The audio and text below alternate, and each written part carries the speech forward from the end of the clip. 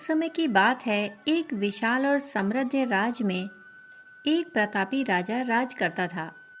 वह न केवल शक्तिशाली था बल्कि अपने प्रजाजनों के प्रति दयालु और न्यायप्रिय भी था।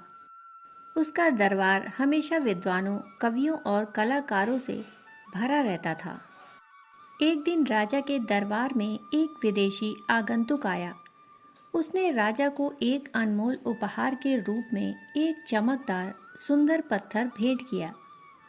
पत्थर की चमक और बनावट इतनी आकर्षक थी कि उसे देखकर राजा का मन प्रसन्न हो गया।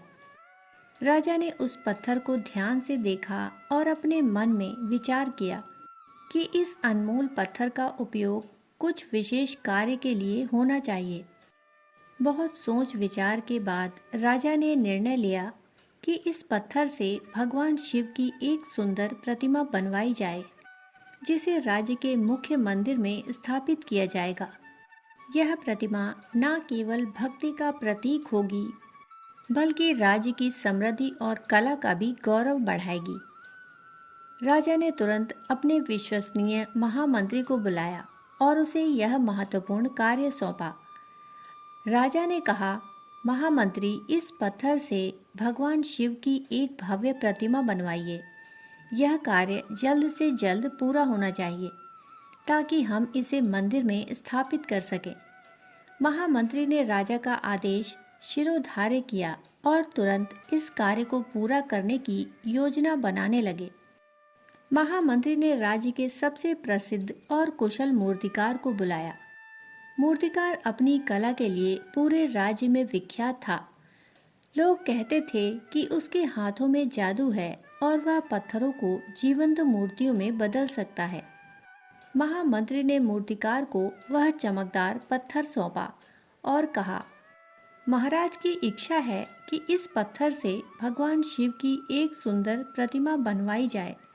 तुम्हें 7 दिन का समय दिया जाता है। इस कार्य के लिए तुम्हें 50 स्वर्ण मुद्राएं दी जाएंगी।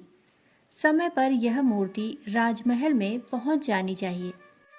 50 स्वर्ण मुद्राओं की बात सुनकर मूर्तिकार का चेहरा खुशी से चमक उठा। इतनी बड़ी राशि उसके लिए बहुत मायने रखती थी। उसने पत्थर को ध्यान से देखा और मन ही मन सोचा कि वह इस अवसर का पूरा लाभ उठाएगा। वह अपने घर लौटा और अगले दिन सुबह सुबह अपने औजार निकालकर काम शुरू करने के लिए तैयार हो गया।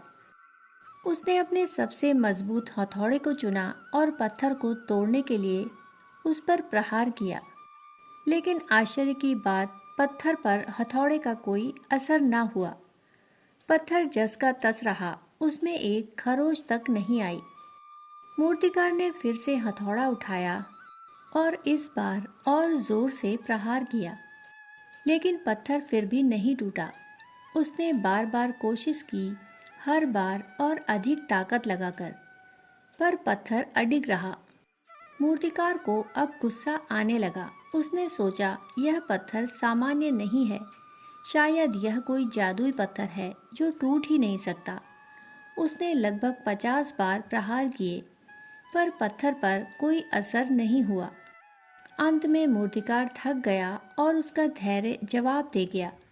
उसने सोचा, जब 50 बार कोशिश करने के बाद भी यह पत्थर नहीं टूटा, तो अब एक और कोशिश से क्या फर्क पड़ेगा। उसने हथौड़ा नीचे रख दिया और पत्थर को लेकर महामंत्री के पास वापस चला गया। उसने महामंत्री से कहा, महामंत्री जी, यह पत्थर तोड़ना असंभव है।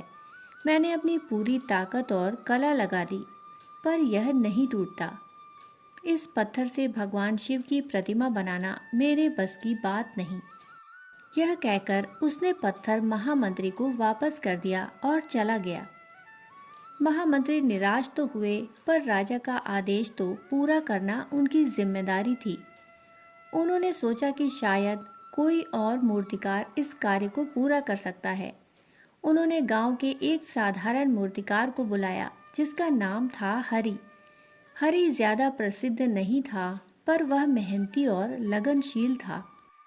महामंत्री ने उसे वही पत्थर सौंपा और कहा, हरि, इस पत्थर से भगवान शिव की प्रतिमा बनानी है।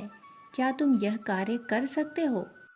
हरि ने पत्थर को देखा और बिना ज्यादा सोचे विचारे अपने हथौड़े से उस पर प्रहार किया। आश्चर्यजनक रूप से पहली ही बार में पत्थर टूट गया। महामंत्री और वहां मौजूद सभी लोग हैरान रह गए।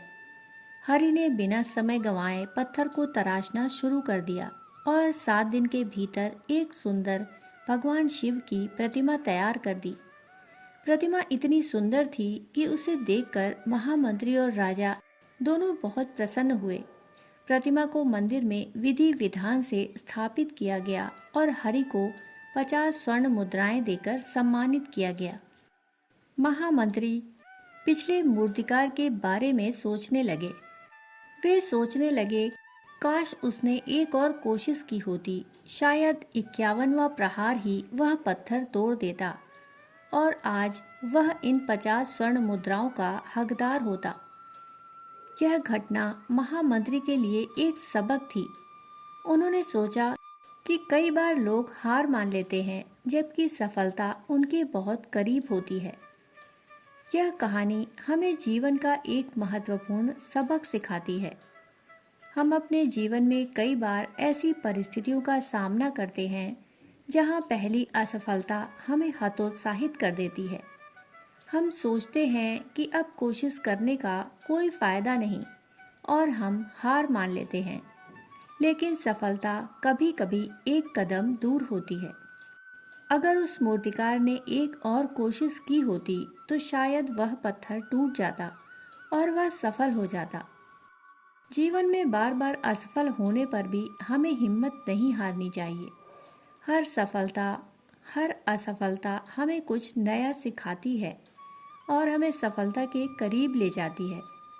हमें तब तक प्रयास करते रहना चाहिए जब तक हमें सफलता ना मिल जाए।